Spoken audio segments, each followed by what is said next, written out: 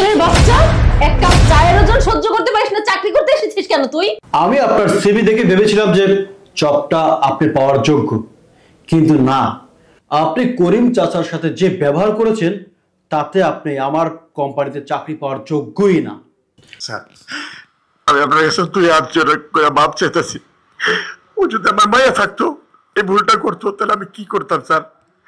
Sir মাফ করে দেন, চাকরিটা দেন স্যার। মিস পরি, আপনার এডুকেশন কোয়ালিটি খুবই ভালো, আশা করি সিলেক্ট করতে পারবো। Thank you sir. চাকরের বাচ্চা, এক কাপ চায়ের ওজন সহ্য করতে পারিস না, চাকরি করতে এসেছিস কেন তুই? মিস পরি, আপনার লজ্জা লাগলো না বাবার বয়সে একটা মুরব্বীর গায়ে হাত দিতে? স্যার, আপনি বিষয়টা বোঝার চেষ্টা করুন। দেখুন, উনি এখানে কতগুলো অন্যায় করেছে। প্রথমত, এখানে আপনার পারমিশন ব্যতীতই ঢুকে পড়েছে। আর দ্বিতীয় কথা হচ্ছে, এক কাপ চা সেটাও ঠিকভাবে দিতে পারে না, এনে ফেলে দিল আমার ফাইলের ওপর। এই জন্য ওনার গায়ে হাত তুলতে বাধ্য হয়েছি স্যার। আমি আপনার সিভি দেখে ভেবেছিলাম যে জবটা আপনি পাওয়ার যোগ্য, কিন্তু না, আপনি করিম চাচার সাথে যে ব্যবহার করেছেন তাতে আপনি আমার কোম্পানিতে চাকরি পাওয়ার যোগ্যই না।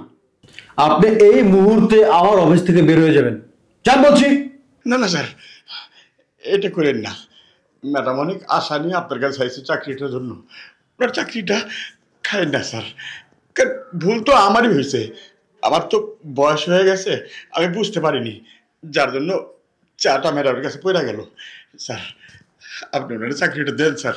তাছাড়া আমি আপনার পারমিশন না নিয়েই ঘরের ভিতরে ঢুকছি, আমার মাফ করে দিন স্যার। ব্যাস করিম চাচা, আর না, আপনি অনেক বলেছেন। চাচা, আপনি আমার অফিসে কত বছর ধরে জব করছেন, কোনোদিন আমার রুমে পারমিশন নিয়ে ঢুকতে হয়েছে আপনার? না। আমার একটা অফিসের স্টাফও আপনার সাথে বাজে ব্যবহার করেছে কখনো? করেনি।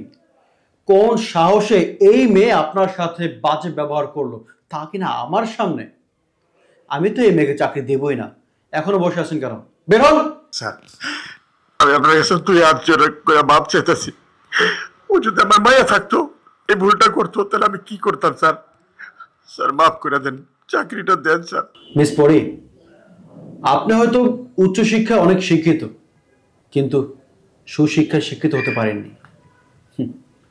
দেখুন বাবারা কেমন হয়। কে অবাক হয়ে গেলেন? আমি কি করে জানলাম যে এই করিম চাচা আপনার বাবা?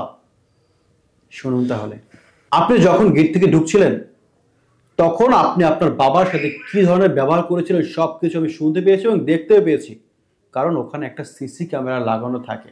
এমনকি আপনি এটাও আপনার বাবাকে শিখিয়ে দিয়েছিলেন যে আপনি যে তার মেয়ে হন সেটা যেন ওখানে না বলে, তাহলে আপনার চাকরিটা হবে না। যাই হোক, আমি আপনার চাকরিটা আপনাকে দিচ্ছি, তবে আপনাকে দেখে বা আপনার যোগ্যতা দেখে নয়, আপনার এই অসহায় বাবার দিকে তার আদর্শ দেখে দিচ্ছি। শুনুন, আমার এখানে জব করতে হলে আদর্শ নিয়ে এবং মানুষকে সম্মান করে জব করতে হবে। একটা কথা মনে রাখবেন, আপনার জবটা হয়েছে শুধু আপনার এই বাবার জন্য। বাবা, আমাকে ক্ষমা করে দাও না, আমি অনেক বড় ভুল করে ফেলেছি। আমি আর কখনো এরকম কাজ করব না। আমি এখন থেকে সবার সামনে গর্বের সাথে বলবো, তুমি আমার বাবা। না রে মা, মাপ চাওয়ার কি আছে? আমার বয়সের কারণে এটা হয়েছে।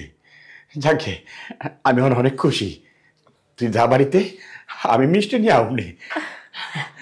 আসসালামু আলাইকুম স্যার। আসি স্যার।